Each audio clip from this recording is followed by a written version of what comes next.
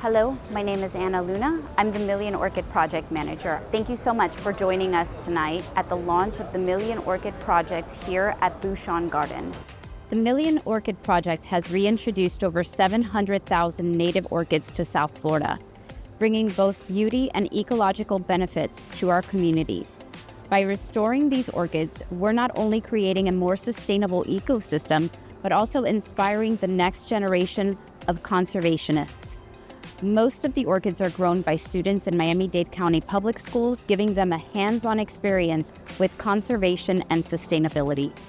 A huge thank you to Chef Thomas Keller for not only crafting tonight's incredible menu, but also for his vision in transforming Bouchon Garden into a thriving native orchid habitat. As you take in the beauty of the garden, don't forget to scan the QR codes that'll tell you more about each orchid species. Once again, thank you so much for being part of something truly special. We hope that you will support the Million Orchid Project and help us get to our goal to 1 million orchids.